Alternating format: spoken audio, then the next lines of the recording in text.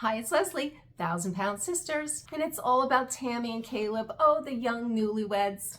Caleb's in the rehab, Tammy's at home with Amy and the boys. Tammy is feeling so much better with her weight loss. My mobility is so much better now than it used to be. But I still have 100 pounds to lose. I've already got so much energy. I can't imagine being, 100 pounds lighter. I'm a brand new person. She's feeling so good. She's starting to dream. She's starting to dream about her and Caleb and the possibility of this. I want to live. I want to travel. And Caleb and I have been talking about having children.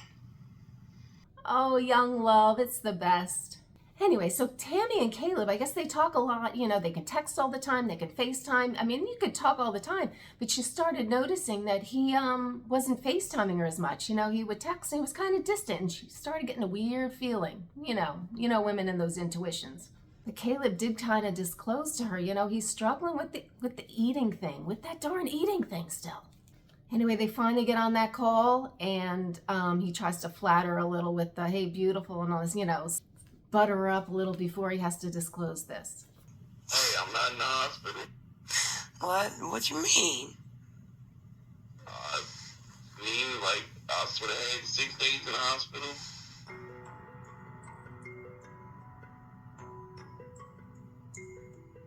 My CO2 levels went back up. And they were talking about pneumonia. Oh my gosh, that's serious. I mean, that would be why no FaceTime, because he didn't want her to see, oh, what's that? You got a bedpan in back there? He's in a hospital room. What's all those getting? Yeah, he didn't want to FaceTime from the hospital. She would know. And maybe a lot of that is because he loves her and he doesn't want her to worry, and he wants to be that positive, thing in her life, not a scary, fearful thing. So I get that. So I'm gonna assume it's out of compassion and love that Caleb hid this from Tammy. Anyway, with all this going on, Tammy decides, she hits Chris up because she can't drive herself yet. I mean, she's getting there. She's in the front seat, so it's just a matter of time before she can get behind that steering wheel. I mean, that probably logistically would take a little bit of time, but anyway, she can ride a shotgun over there with Chris driving. She hits Chris up and asks for him to take her out to see Caleb because she realizes she needs to get there, see what's going on, and hopefully motivate him and get him back on track. It's been 2 months since she's seen him. That's a long time. That's a long time for newlyweds to be apart. So they're talking on the way up, and here's where Tammy's emotions are at. I'm nervous to see Caleb. It's been almost 2 months since I've seen him. I don't know how it's gonna feel. Will I have butterflies, pterodactyls? Will I be scared, nervous? Will I crap myself? Will I piss my pants? I don't know. Young love, isn't it the best? All those great feelings. Crapping your pants, feeling like you're gonna pee. Love it. She gets there and out rolls stud Caleb with the flowers.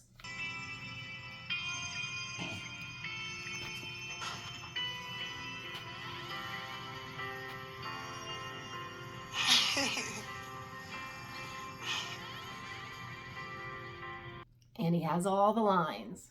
Oh my gosh, you stay right there. I'd have came a million miles for you and you came a million miles for me. These are for you. Although I have to admit, you look and smell this for you. So it seemed like all the feelings were coming back. They were giggling and laughing, and it was wonderful to see. I miss all of this, like the laughing, the jokes, the smiles, you bring the party to the room, baby. After you haven't seen each other in 2 months, what would you think you'd be doing? You'd think you'd be, wheeling it on back to that room pretty quick, if you know what I mean. But no, this is what Caleb wanted to do. Before we go to the room, I'm gonna go down and I want you to watch me weigh. Okay. Weighing myself in front of Tammy, it's the first step on our journey together. Alrighty then. So they pushed back their alone time in the room so that they could go weigh. So Caleb could weigh in front of Tammy, kind of make him accountable, and hopefully that would motivate him if she saw where he was at and everything. Well, he got down to 524, which I don't even know what's a good number anymore. I'm so confused. I hear 500 and you're just like, oh my, it used to be 500 was a great number for Tammy all those years. So I always think 500 is good, but 500 is not good.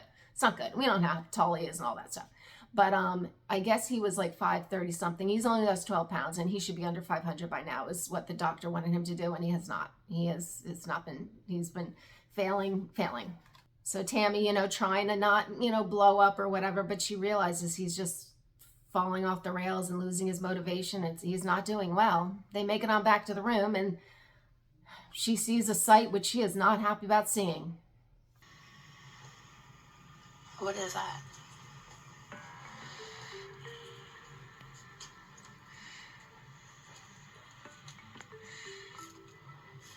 I seen those snacks sitting on the counter and my heart sank. A friggin' snack box. Is that like a thing to have a snack box? I've never had one. I mean, that I can think of, and I love my snacks, but I guess that's the thing. You have a big old box of snacks, and he had one. She was not happy about that sight. I don't feel like Caleb is coping with the fact that I had to leave. I want to help him, support him, be his motivation, solve his problems like overeating or stress eating or whatever. I don't think he is, and I think he wants to think of it like a we, like it's both of them. But Tammy, she's done this. She's gone down the road. She realizes this is on him. You have to own it yourself. And it took her a long time to realize that.